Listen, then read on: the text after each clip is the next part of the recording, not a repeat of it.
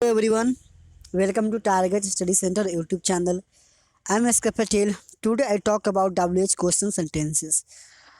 What is the WH question sentences and why we need to learn about WH question sentences and tenses. हम लोग tense पढ़ रहे हैं। Tense में simple present tenses चल रहा है एंड उसमें हम लोग का आज का जो टॉपिक है WH क्वेश्चंस सेंटेंसेस से रिलेटेड टॉपिक है। और इस टॉपिक में हम लोग एक्सरसाइज 85 यानी कि 84 तक हम लोगों ने कवर किया था प्रीवियस वीडियो लेक्चर में। इस वीडियो लेक्चर में हम लोग 85 को देखेंगे। तो चलिए without wasting any time we start WH question sentences. Okay, अब समझेंगे कि WH क्वेश्चन सेंटेंसेस जो होता क्या है। देखो, करें कि प्रश्नवाचक वाक्य में अगर व्हाट यानी कि क्या हो, वेयर यानी कि कहाँ, यानी वेयर मतलब कब, हाउ क्यों, इसका प्रयोग हो तो उसे WH कहेंगे। बट कहाँ पे होना चाहिए? शुरुआत में नहीं होना चाहिए, सेंटेंस के बीच में होगा। अगर शुरुआत क्या से सिर्फ हो तो इंट्रोगेटिव हो जाएगा। अगर यही रहता कि वह क्या खाता है यानी कि क्वेश्चन पूछा, WH वाला क्वेश्चन पूछ दिया, तो बीच में अगर वह के बाद यानी कि after subject will put the WH word then it also called WH question word. मतलब सब्जेक्ट के बाद जो पुट होता है उसे हम WH क्वेश्चन वाले सेंटेंस कहते हैं। अब कह रहे यदि प्रश्नवाचक में कब, क्यों और कैसे इत्यादि रहे, अनुवाद के लिए सबसे पहले इनकी अंग्रेजी दे, उसके तुरंत बाद कर्ता के वचन के अनुसार डू डज दे, फिर सब्जेक्ट दे, तब वर्ब बिना मूल एसी और इस दे। अगर नॉट दिया हो तो नॉट का प्रयोग करे, अदरवाइज जरूरत नहीं है। दिया हो तो डू नॉट की जगह पे डोंट लगा दे और डज नॉट की जगह पे डजंट लगा दे। फिर उसके बाद देखिए क्या लिखा है, वो पढ़ते हैं इसके आगे स्क्रॉल करके। फिर वर्ड है या सब्जेक्ट के बाद नॉट दो, इस प्रकार सेंटेंस का स्ट्रक्चर नहीं देगा, स्ट्रक्चर जैसा हो सकता है। चलिए देखते हैं कैसा स्ट्रक्चर है। पहला क्या WH क्वेश्चन जो दिया होगा जैसे कि क्या, कब, कैसे, क्यों, ये सारी वर्ड सेंटेंस में दिया हो तो उसका स्ट्रक्चर ऐसे होता है। सबसे पहले हम उसी की अंग्रेजी लिख देंगे, फिर अकॉर्डिंग टू सब्जेक्ट के अनुसार डू या डज का यूज कर देंगे, फिर सब्जेक्ट के बाद नॉट लगा देंगे। अगर नहीं दिया हो तो नहीं दिए, अगर दिया हो नहीं तो नॉट लगाएंगे, अगर नहीं दिया हो तो नहीं लगाएंगे। और फिर उसके बाद वर्ब का कैसा रूप आएगा, वर्ब का मूल रूप आएगा, नहीं V1 आएगा, फिर लास्ट में क्वेश्चन मार्क्स लग जाएगा। चलिए इसका एक और दिया है पार्ट स्ट्रक्चर, वो भी देख लेते हैं कैसा स्ट्रक्चर इसके बाद वाला। थोड़ा इसका मैं वो मिट नहीं रहा, बढ़िया से नहीं मिट रहा। चलो इसी से बैक कर लेते हैं बस साथियों। चलिए इसके बाद दिया है आपका दूसरा स्ट्रक्चर के लिए WH क्वेश्चन, फिर डू नॉट। देखो ये जो हम लोग नोट था ना यहाँ पे, इसको हम लोगों ने पहले कर दिया यानी कि सब्जेक्ट के पहले रख दिया, तो ये स्पोकन में यूज होता है। आप स्ट्रक्चर इसका देख लीजिए। अब हम सीधा चलते हैं सोल्व एग्जाम्पल की तरफ। कहाँ चलते हैं? सोल्व एग्जाम्पल की तरफ चलेंगे और कुछ यहाँ पर सीखने की प्रयास करेंगे। साथियों हम यहाँ पे कुछ सीखने की प्रयास करेंगे। चलिए सोल्व एग्जाम्पल के ऊपर करता हूँ। देखिए पहला सेंटेंस आपका कह रहा है आप कहाँ रहते हैं। एकदम सिंपल सा सवाल। देखो सब्जेक्ट यहाँ पे आप हो गया, उसके बीच में दिया है कहाँ। मैंने बोला है, देखिए शुरुआत में ही बोला sentence after subject it will comes, यानी कि ये WH क्वेश्चन आएगा सब्जेक्ट के बाद, देन स्ट्रक्चर ये फॉलो करेगा।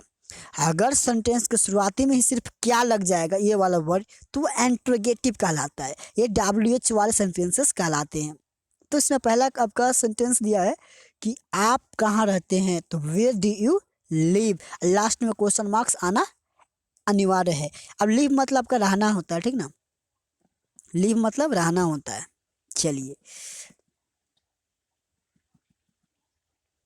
अब इसके बाद आपका दूसरा सेंटेंस कर रहा है आप कब आते हैं, सॉरी वह कब आता है, सॉरी आप नहीं है, वह कब आता है, तो when does he comes, when does he comes. Okay, फिर कहा तुम क्या खाते हो, तुम क्या खाते हो, तो what do you eat. Spelling सुनो सुनो इसको, पहले फर्स्ट ऑफ ऑल करना व्हाट डू यू ईट, क्या बोलेंगे, व्हाट डू यू ईट।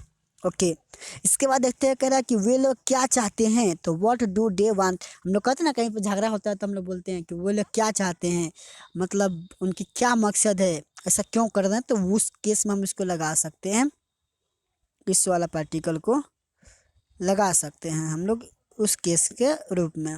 चलिए तो अब हम डायरेक्टली चलते हैं एक्सरसाइज 85 पे। आप इस कैपेबल हो चुके हो।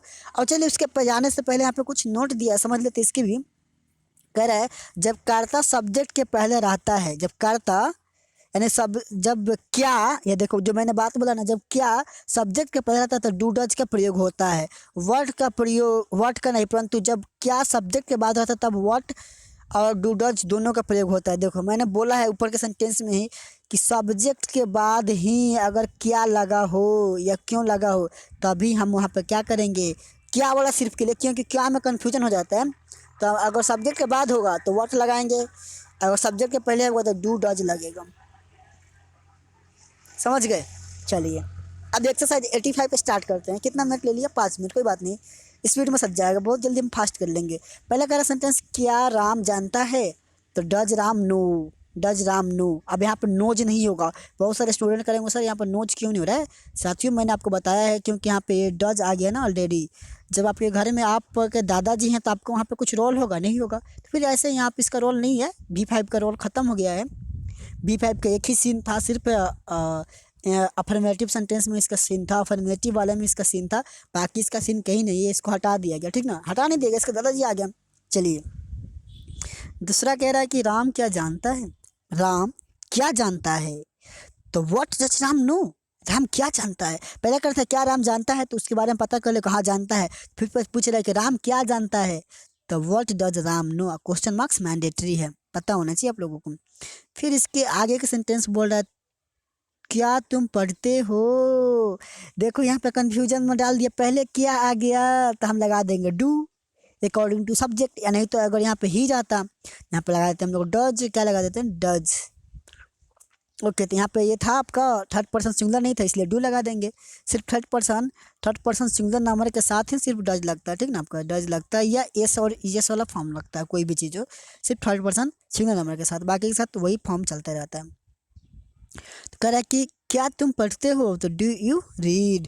फिर कह रहा है तुम क्या पढ़ते हो, देखो सेंटेंस के सब्जेक्ट के बाद आया क्या, इसलिए व्हाट लगा है, तो what do you read, what do you read. चलिए फिर वह क्या वह खाती है, does she eat, does she ईट, वह क्या खाती है, तो व्हाट डज सी ईट। चलिए एकदम बहुत आसान है साथियों, कुछ नहीं है इसमें, आप प्रैक्टिस करोगे 2-3 बार पढ़ोगे सीख जाओगे।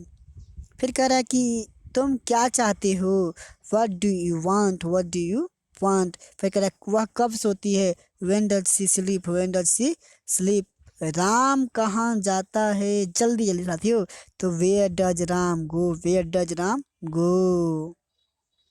देखिए इसके फिर आगे सेंटेंस बोल रहा आपका कि राम क्या करता है, what does Ram do. Sita क्यों रोती है, तो वाई डज सीता वीप। अगर यही सेंटेंस में रहता क्या सीता रोती है, तो डज सीता ऐसे हो जाता यहाँ पे वाई हट जाता, डज सीता वीप, क्या सीता रोती है, वाई हट जाता तो क्या हो जाता, क्या सीता रोती है। चलिए फिर कह रहा वाह तुम्हें क्यों पीटता है, why does he beat you. फिर कह रहा वे लोग क्यों डरते हैं, why do they run, why do they run. आप कब जागते हैं, when do you get up, when do you get up. Okay इसको 2 पार्ट में बांटा गया, ए और बी, तो साथ ही में दोनों कवर करते चलेंगे। फिर इसके बाद है कह रहा है कि राम कहाँ रहता है, वे डज राम लीव। वह कैसे पढ़ता है, हाउ डज ही रीड। तुम कैसे तैरते हो, हाउ डू यू स्विम। वे लोग कैसे रहते हैं, हाउ डू दे लिव।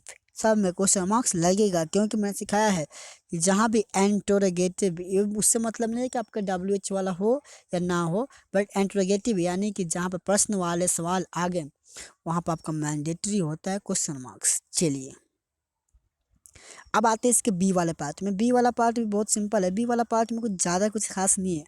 पहला कह रहा आप क्यों नहीं पढ़ते हो, आप क्यों नहीं पढ़ते हो, तो why do you not read, why do you not read. फिर इसके अगले सेंटेंस आपका कह रहा है कि वह स्कूल क्यों नहीं जाती है, वह स्कूल क्यों नहीं जाती है, तो why does she not go to school. Sohan कब नहीं खेलता, when does Sohan not play. अब देखो मजा वाली बात ये है, इंट्रोगेटिव है, sorry WH question with negative है, नेगेटिव आ गया, मजा आने वाले साथियों, नेगेटिव।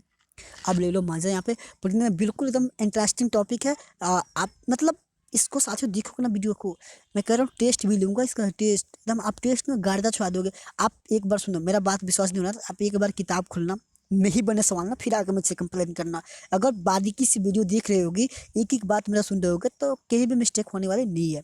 इसके बाद कह रहा है तुम क्या नहीं चाहते हो, तो what do you not want. फिर से कह रहा है कि वह कैसे झूठ नहीं बोलता है, तो how does he not tell a lie, how does he not tell a लाई।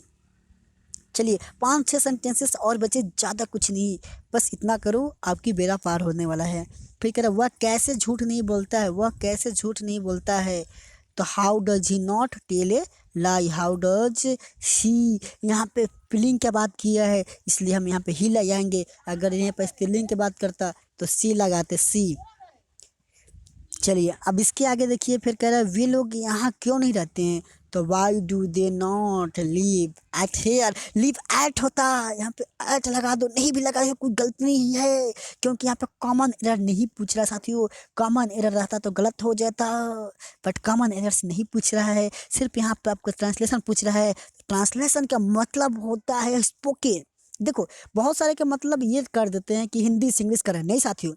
अब जब भी स्पोकन बोलते हो, हिंदी मीडियम का लड़का स्पोकन करता है यानी कि स्पीकिंग करता है। चलिए छोड़िए स्पोकन, छोड़िए मैं काट देता हूँ, स्पीकिंग करता है यानी बात करता है किसी से। स्पीकिंग करता है तो क्या करता है, माइंड में ट्रांसलेट करता है, हिंदी टू इंग्लिश करता है। तो स्पोकन में एक आध वर्ड गलती भी हो जाते हैं ना साथियों, तो गलत नहीं माना जाता है, चल जाता है। तो यहाँ पे जो ट्रांसलेशन का मेन मुद्दा था बनाने का, जो ग्रामीणस बनाए थे वो स्पोकन के लिए बनाए थे कि आप स्पीकिंग सीख जाओ, ठीक ना, इसके लिए बनाते। एक आध गलती भी हो जाता है, कोई गलत बात नहीं है, बट हमेशा गलती करोगे तो गलत बात है। चलिए इसके बाद कह रहा है सीता क्यों नहीं, क्या नहीं करती है, सीता क्या नहीं करती, कहने का मतलब पूरा कुछ करती है। चलिए तो what does Sita not do, आप मुझे बताइए सीता क्या नहीं करती है। झगड़ा करते तो बोलते हैं ना, नेगेटिव वाला सेंटेंस है। फिर कर आपकी गाय दूध क्यों नहीं देती, मैं जानना चाहता हूँ साथियों क्यों नहीं देती, बताइए मुझे। क्वेश्चन पूछना अपने दोस्तों से, पूछना why do your cows not give milk, पूछना साथियों दोस्तों से। अगर दूध यहीं पर लेने जाना, दोस्त का अगर गाय हो, पूछना है कि आपकी गाय दूध क्यों नहीं देती, मैं जानना चाहता हूँ sir, I want to know about that, why do your cows not give milk. मैं ये जानना चाहता हूँ साथियों कि आपकी गाय दूध क्यों नहीं देती है। कितना मज़े वाला बात है, कितना इंटरेक्टिव तरीके से आप इंग्लिश बोल सकते हो, बहुत ईजी वे स्टेप है साथियों, तो आप इसको फॉलो करो, आप बोल लोगे। फिर अगला सेंटेंस है वह तुम्हारी मदद क्यों नहीं करता है, why does he not help you.